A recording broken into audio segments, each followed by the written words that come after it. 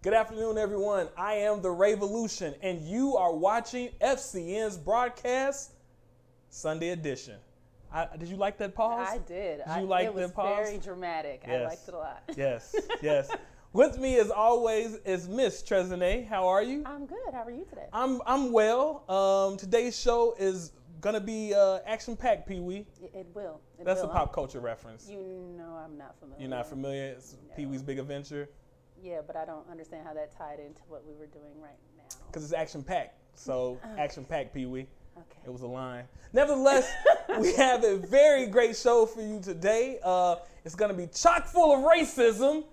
And, I mean, boy, is it chock full of racism. We're going to actually talk about the Dove Care ad with you and Miss Jantina Anderson. Yes, because I butcher names. I'm so horrible with names. I'm the worst.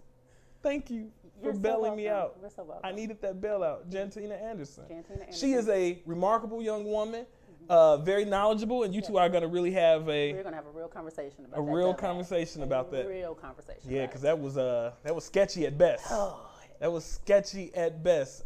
J. Cole will join us later. Yes.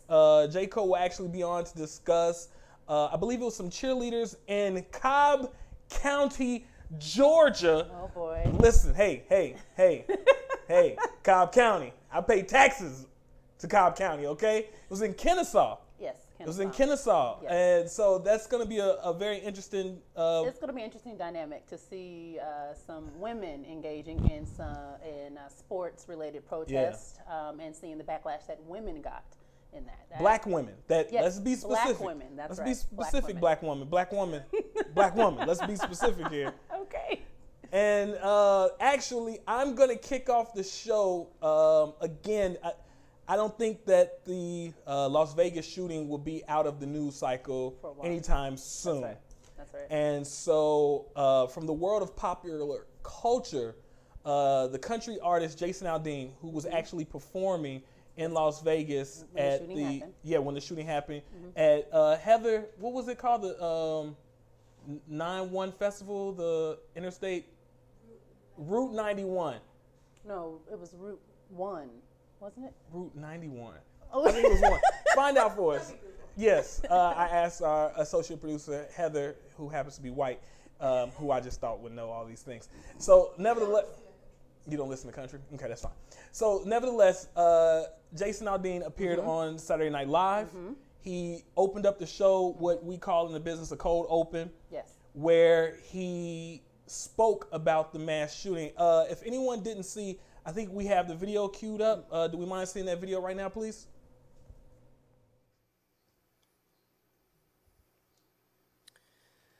I'm Jason Aldean. This week, we witnessed one of the worst tragedies in American history. Like everyone, I'm struggling to understand what happened that night and how to pick up the pieces and start to heal. So many people are hurting. There are children, parents, brothers, sisters, friends.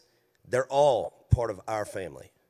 So I want to say to them, we hurt for you and we hurt with you. But you can be sure that we're going to walk through these tough times together every step of the way. Because when America is at its best, our bond and our spirit, it's unbreakable.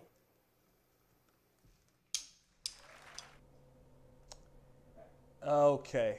So before I continue, let me say this. Okay. First and foremost, number one, I love America.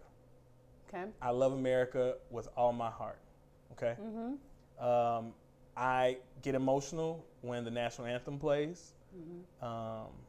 It is something that I really love. I always feel like I'm an American when it comes on. And since I was a child growing up and having to sing the Pledge of Allegiance in the morning, and I don't even think they do that anymore. They do not do that anymore. And there's no Pledge of Allegiance or anything in the morning anymore. And I grew up in Wisconsin, so there are Negroes in Wisconsin. Actually, there's a lot of us. There's a lot of us there.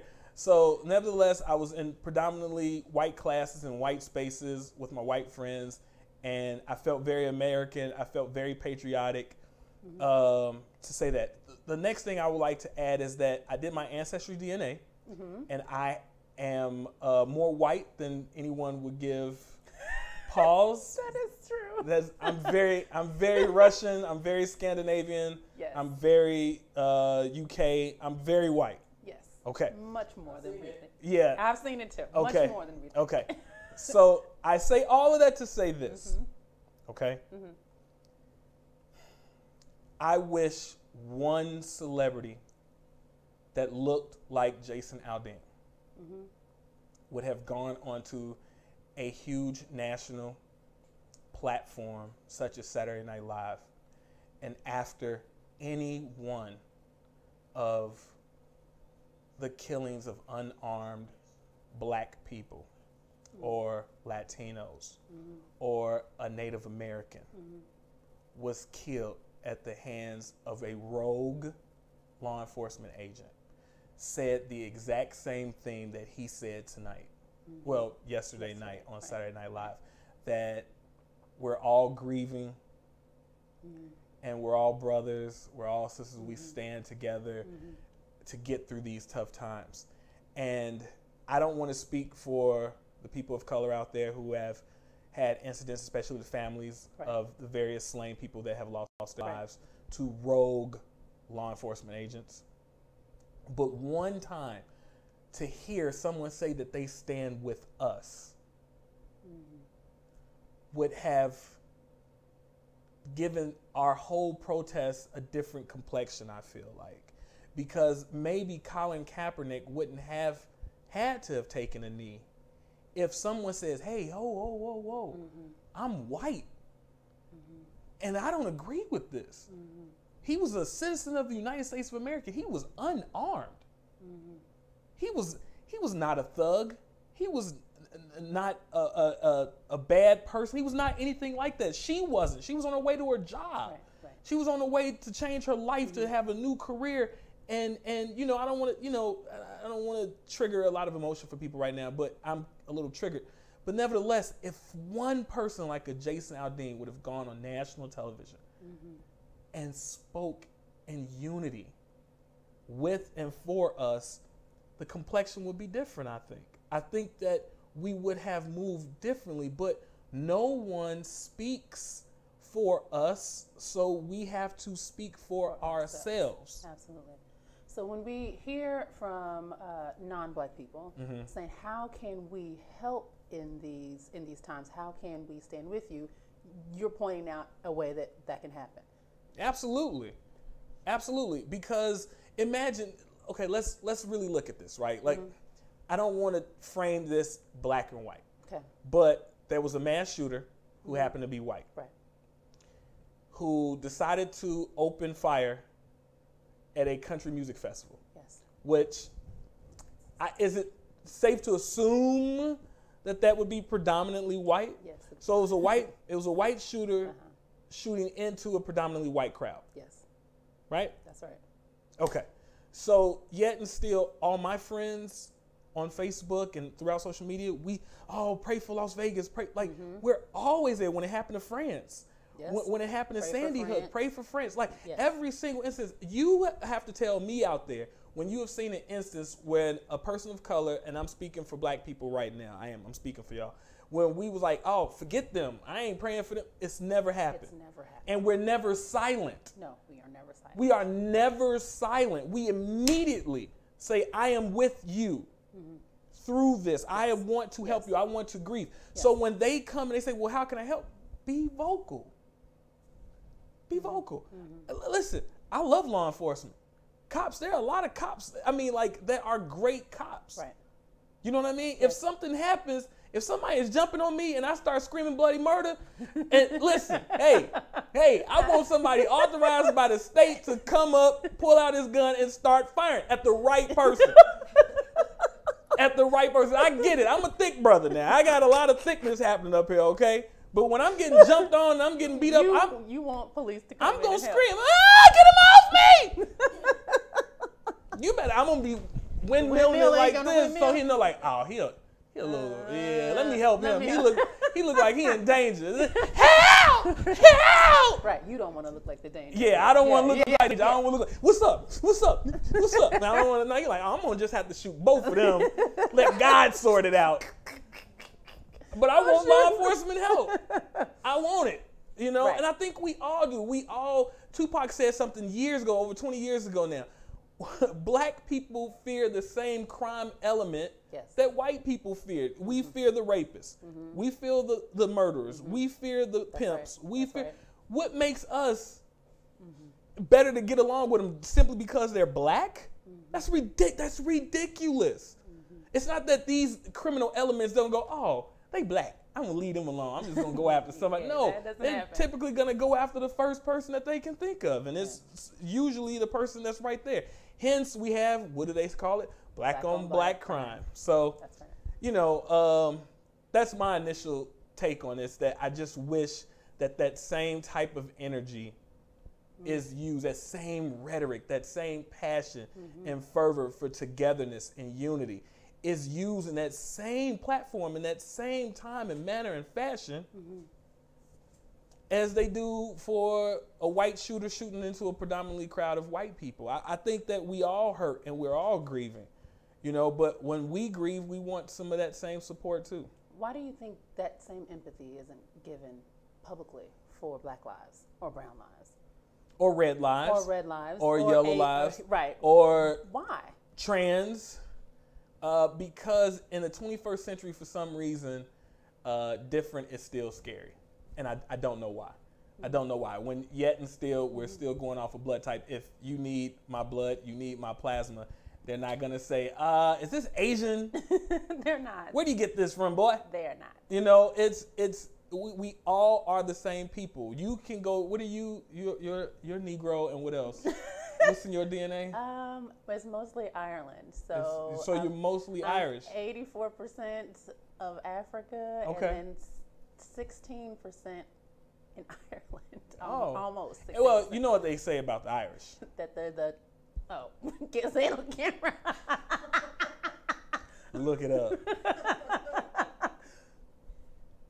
Yeah. So there you go. Yeah. So I mean, you know, that's just my point. I just, you know, I felt for Jason. He's, you know, definitely traumatized. But how many black families are traumatized as well? Right. How many black communities? Yeah. How many Latinos? Are traumatized? How many Native Americans? How many Asians have been traumatized? Like, we all have trauma. Let's stop with the pain Olympics. Right. Let's stop racing for the gold in the pain Olympics. Let's all realize that, hey, we're all Olympians. We're all Olympians. And see each other all as people and human. Yeah. And we all have suffering and empathize with each other. Please and thank you. Regardless of the circumstances. Please and thank you. So, I don't know. I mean, that's it. Did you have anything else? I didn't. I think you covered that subject very well. Well, and touched on a lot of issues as well by, you know, highlighting those. Oh, like the Negroes of Ireland or the Negroes of Europe? Is that what you're talking about? That too. Okay, because you were trying to be subtle. That too.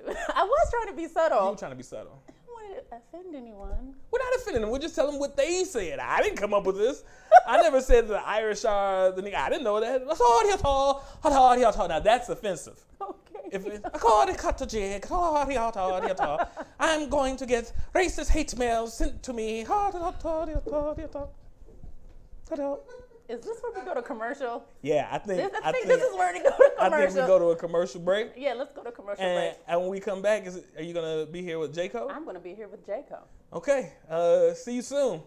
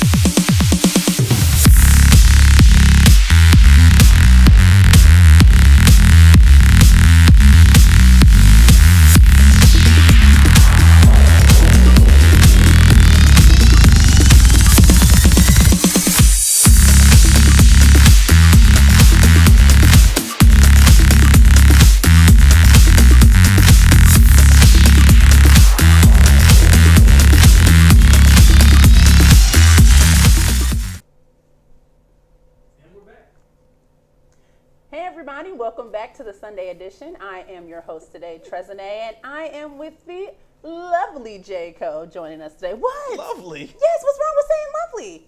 No, I got to do it again. Moving on.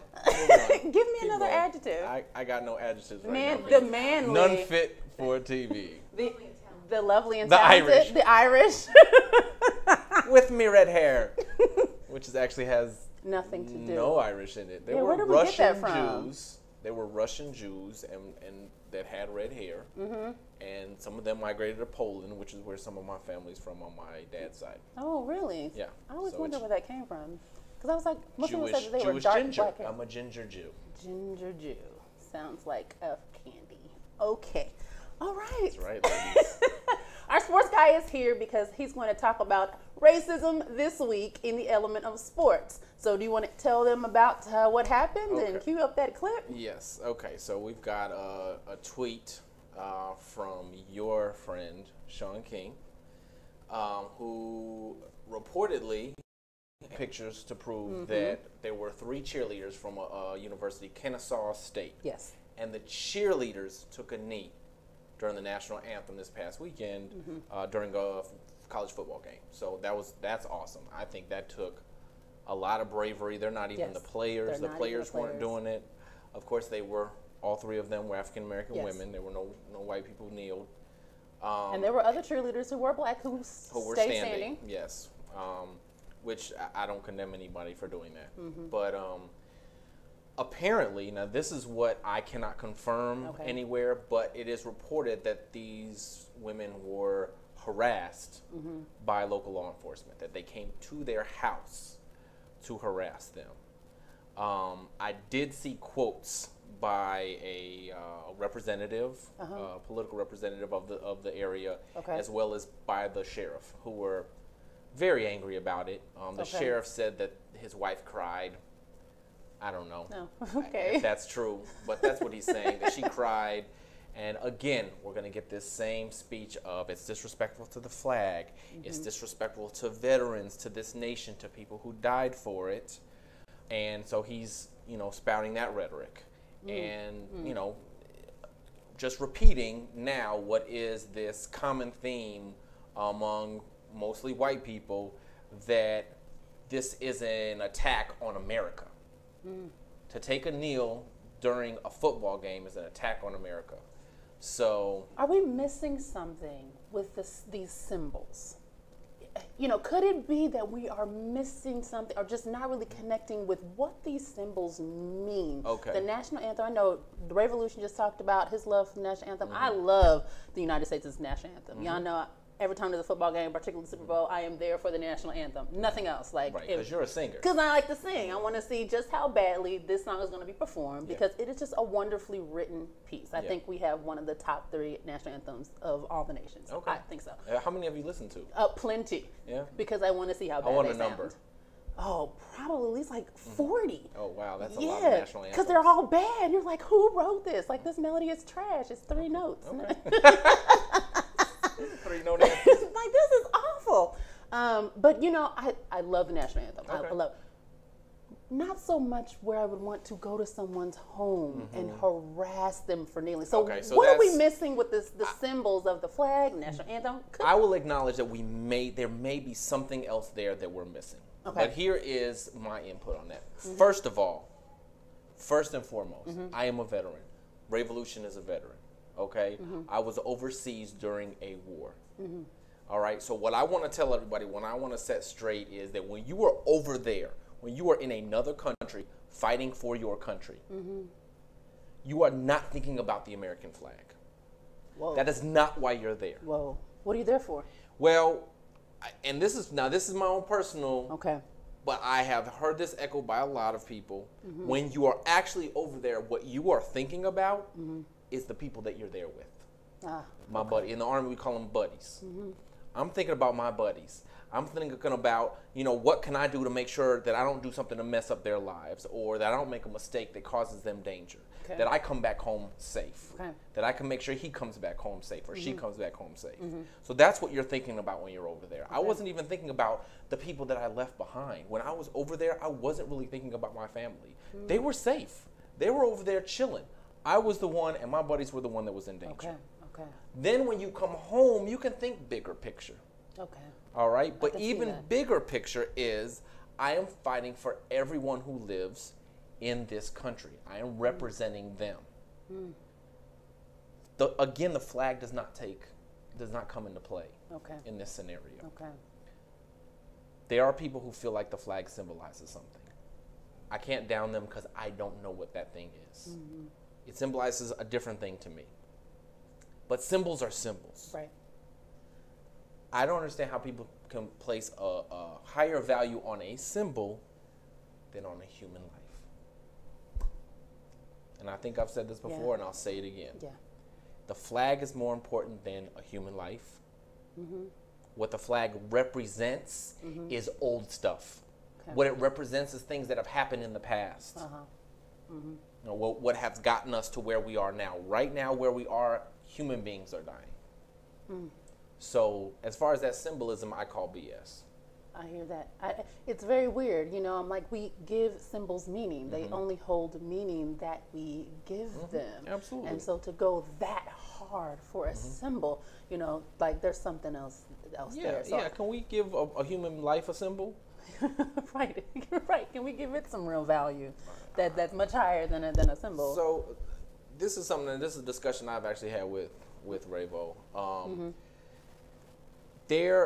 People often think there's a conspiracy going on. Right. I'm somewhat of a conspiracy theorist. Okay. But I feel like in situations like this, it's actually a collective. And what I mean is, collectively, white people have grown up in a certain way, in a certain area, with certain people around them. Okay. So collectively, they have a certain mindset. Right. So it's not far off to think that someone in Virginia and someone in Wyoming has the same mindset, even though they don't know each other. They don't have to communicate that to each other. They just have it because it's the way they grew up. And this, again, these symbols that they are seeing on television media from their parents, from their family. So when something like this happens, it's not a conspiracy. White people don't have to get together and say, hey, let's all talk about this talking point, or let's discuss this talking point. It's just the talking points that they have, that they have been told their whole lives, and they come out, and the other ones here, yes, that's it. We're going to talk about that. We're gonna distract and say this is about disrespecting veterans and the American flag instead of what it's actually about. Ooh, that's deep. That's very good analysis. I don't know how deep it is. I think so. I put a lot of thought in this because as a white person, as someone, and you guys had this and you guys mentioned this in the last segment, I have to be able to also speak out because the voices of the black people by themselves in this country is not enough. It's not enough because there's not enough people who care and listen. So you got to have other voices. So I take that seriously. I posted something the other day. There was some young lady, and this is again that mentality, and she was talking about black people using the N-word and saying the only thing they were good for is being slaves and they could rub my feet. Whoa. And it was posted on Twitter by a black woman. She said Facebook deleted this and blocked me. Oh. So I posted it. It's been up there for 24 hours. Facebook hasn't touched me yet. Wow. And I called for my other white friends. I said, if you come in contact with a racist person, because you do know a racist person. If you're white, you have come in contact with a racist person, period. And they have exposed themselves to you because they think you're a safe place. Right. Stop them in their tracks. Do something. Forget this after the fact outrage, this faux outrage after something has happened. Stop them in their tracks. Did you get much traction on that post at all? Nah, crickets. Cricket. Revolution posted like 5 times under that. I responded to a couple of things. I did have, I think, 2 white friends. One of my friends said, yeah, I just avoid those people. And my other white friend, who's married to a black woman, was like, yeah, those people are POSs. And, he was going off. And he is angry about it. And he's the kind of person that will call you out on it. Okay. And that was about it. Do you think there's a lot of, I just avoid those people? Yeah. Oh, of course. Absolutely. They're avoiding left and right. That's what people are comfortable with. People stay in their comfort zone. And it gets back to when they see a black person taking a knee on a field, like Kennesaw State cheerleaders, it takes them out of their comfort zone because they're pointing out that there are black people dying, that there are people suffering. Very well. Very good discussion. I love how you tied it into you. that Facebook Yeah, post and brought it all up. Very bring good. it around. Gotta bring it full circle. As a talented journalist, that's what you do. I'm a talented journalist. There's the adjective. At the J. Cole, talented journalist J. Cole is J. it. Cole is it. Hashtag. Yes, he is. And with that, we're going to wrap it up and take it to commercial. And when we come back, I will be with the lovely Jantina Anderson, our cultural advocate expert here. And we're going to talk about that Dove ad that's going all around social media over the last 24 hours. So stay tuned. We'll be right back.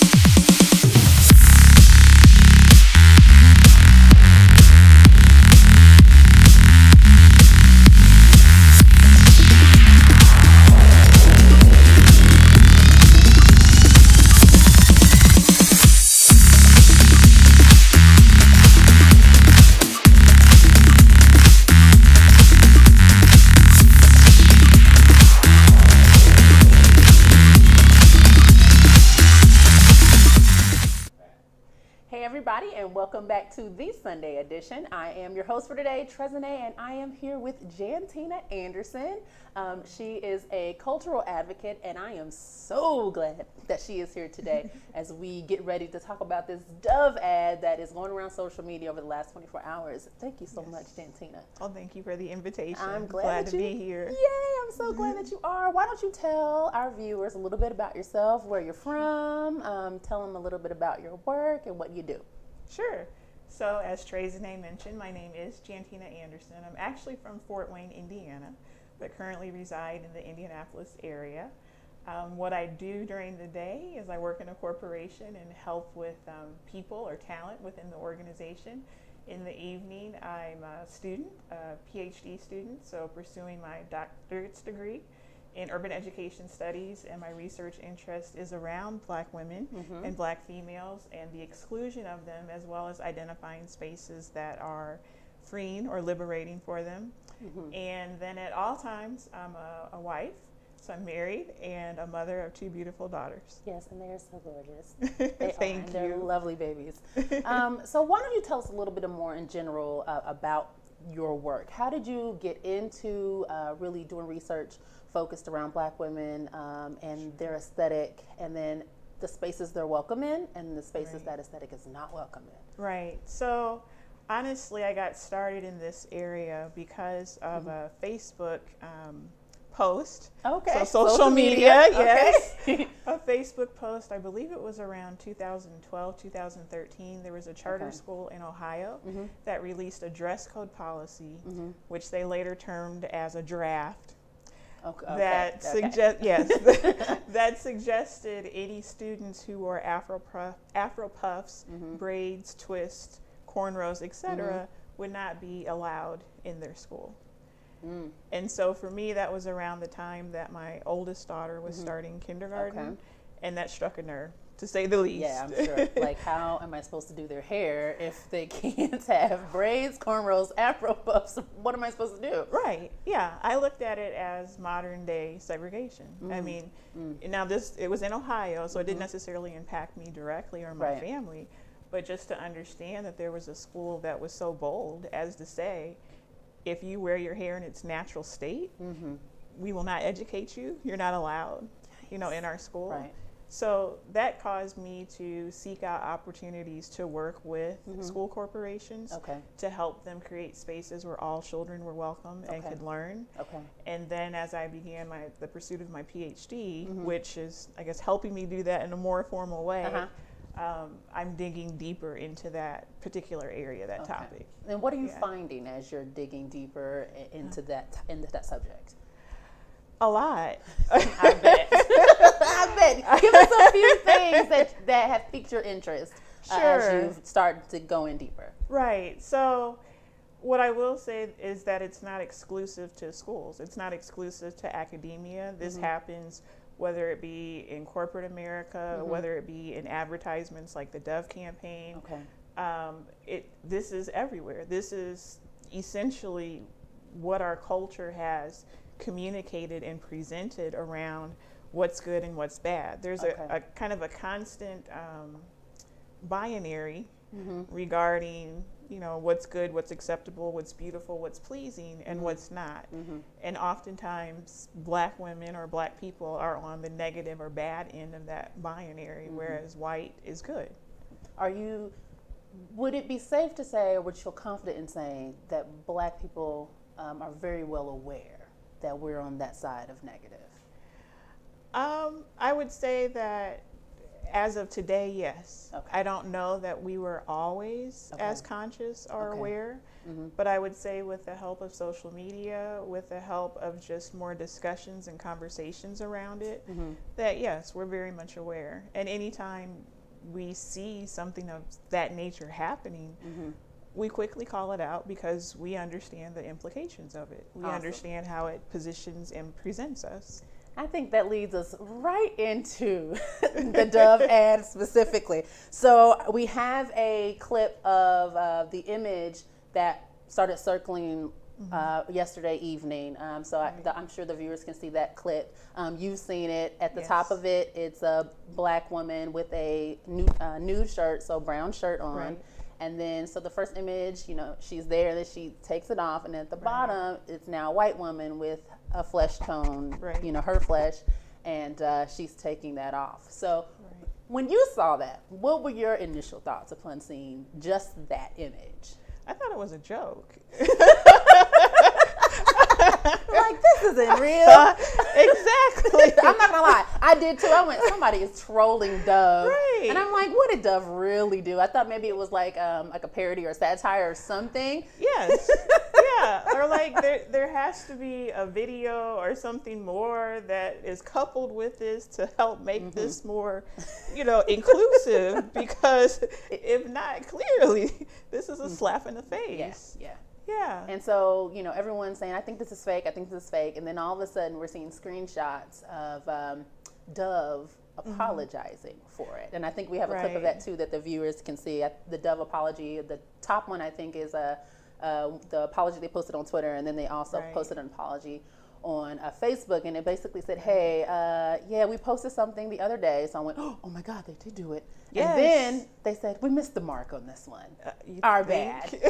And I'm like, wait. So I'm still on, this was not a joke. This was not someone playing around. You guys actually did this, and then your apology wasn't really an apology. It was, we missed the mark. So even upon seeing that, and you realizing that it was real, and it really came from Dove, what were your thoughts then? So my thoughts, I mean, it's, I guess at times you wonder, when will the circle of this type of positioning and negativity stop, right? Because we've seen this before. This is how ads were presented in the past, where the Black person, you know, they were made to look like the buffoon or the cartoon, and the white person was the pristine and pure and, again, beautiful. So this is 2017. Yes. I mean, we're almost in 2018. When will it stop? I mean, that was one thought. Another thought is, or was, who do these corporations hire? I mean, they spend how much money? These are billion-dollar corporations, and the industries are just as large. And they, you know, even in their mission and vision and some of their other ads, they talk about wanting to appeal to a large, diverse audience. But yet you put an ad like this you know, in social media. Yeah. And what, of course, there's going to be backlash. You know, there was a Dove ad campaign maybe 2, 3, 4, 5 years ago, where they had a sketch artist in a room. Yes. Have you seen that? Yes. They had a sketch artist in a room, and so what he would do is a woman would come in and she would sit there and she would tell the sketch artist what she looks like. He would not see her. He couldn't see her walk in, and she would describe what she looked like. And he would draw based on her description. And then another woman would come in who had just sat with the other woman for 30 minutes. And she was tasked with describing to the sketch artist what that other woman looked like. And so he sketched. And then the original woman would come back out to look at the two. And the description given by the stranger was just much more gorgeous and beautiful than the description that she gave of herself. That ad campaign impacted me tremendously. Like tears. Tears. Yes. Because we all know that we nitpick in the mirror. Oh my God, this side of my face is wrong shape. This side is my better side. And you know, maybe if my nose did this. And so we always describe the negative characteristics of ourselves much more grotesquely than they really are. I loved that ad campaign. And then we have this. And we say, wait a minute. You just did so good. What? So I searched for that the Dove ad campaign video because I'm like, this is a part of a video. It wasn't just a still image. And so I did find a 3-second clip of the actual video. So I think we can run that right now. It's very short. You might want to play it twice or so. And so what we discover in the video is that it's the black girl takes off her shirt to become the white girl, and the white girl takes her shirt off and she's Hispanic. And so it's over, you know, they're trying to do one after another. Similar, but not the same as when Michael Jackson did his black and white, So when the black and white video where people morphed into a different person, a guy into a girl. Do you think that changes anything? No. Tell us why. I don't, because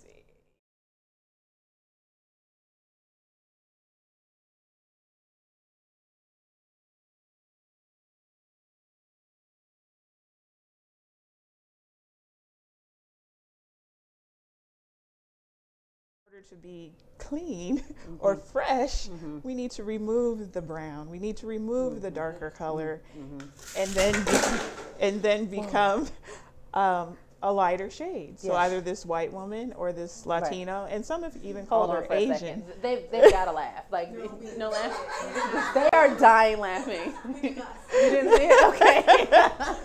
Somebody didn't like that comment. Like, let them get that laugh out. Just let them.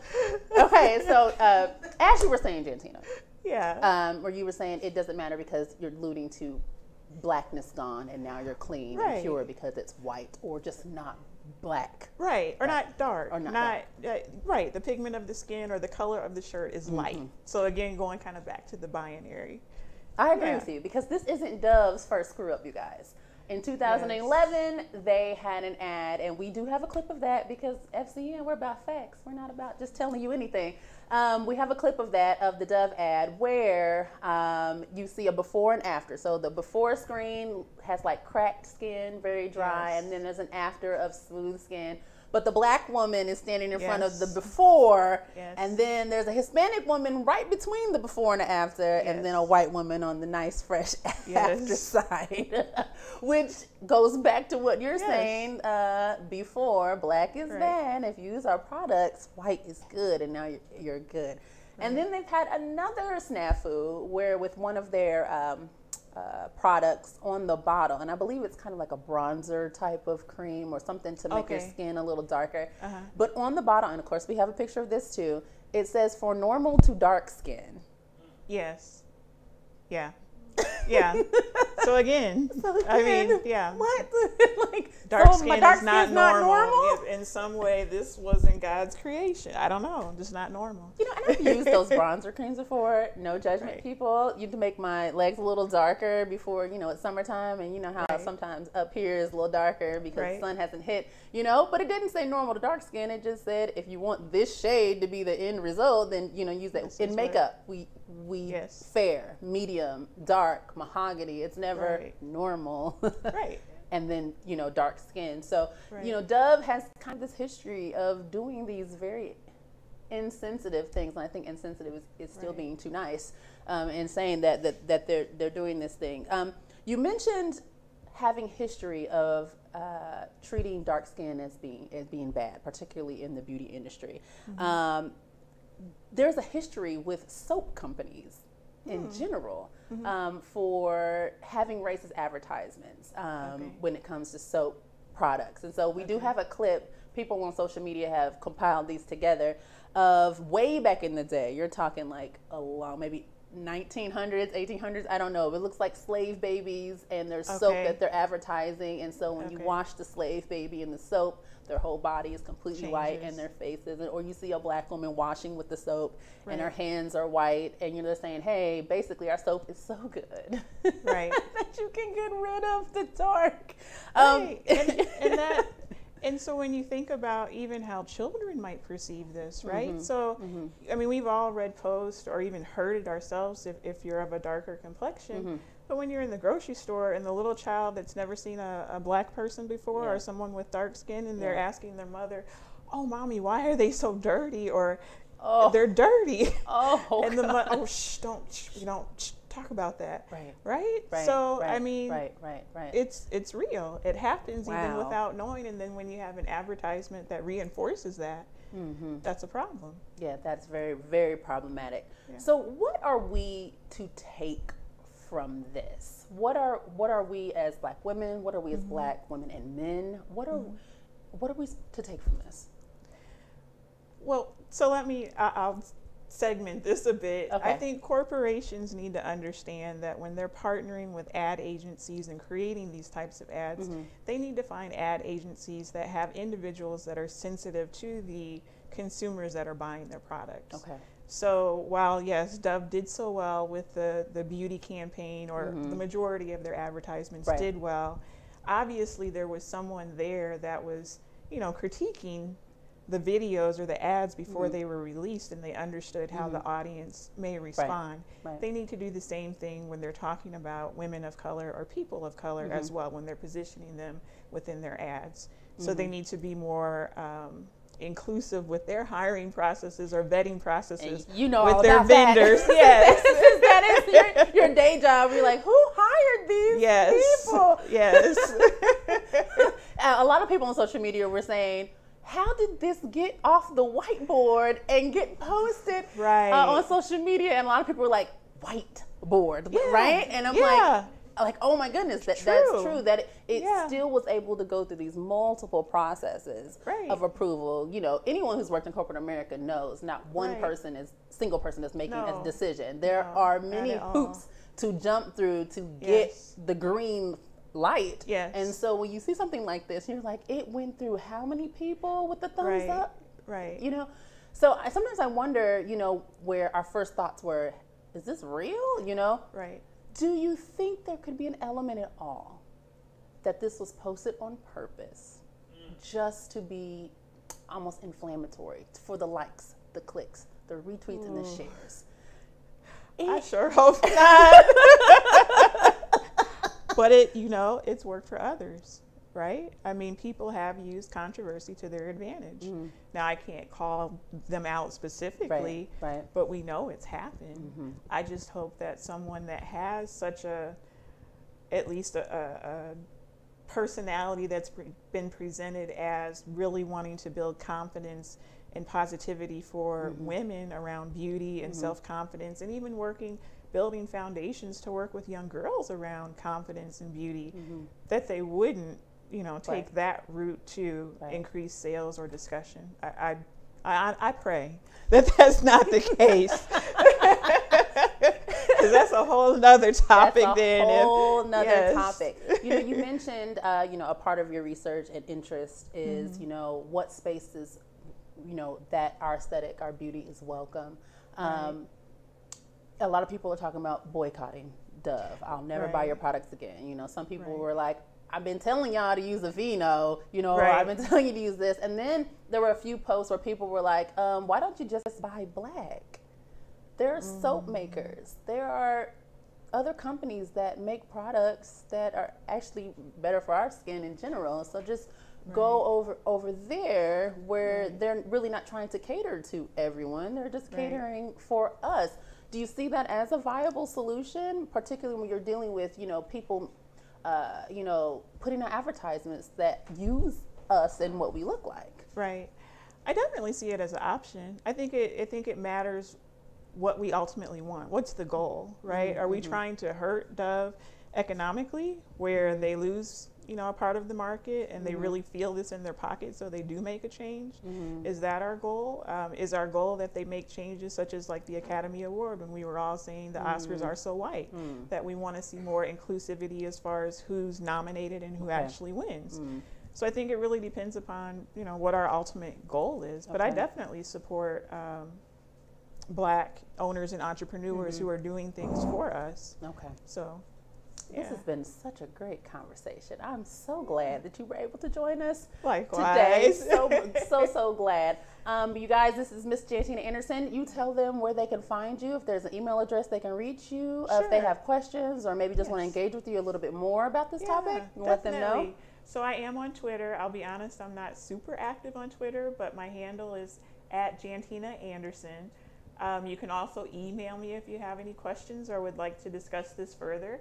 And my email address is jantina.anderson@gmail.com. And my name is a little different, so let me spell it. Jantina. Awesome. So I have one last clip because I again, going on social media, looking at what people are saying, and there's this young lady.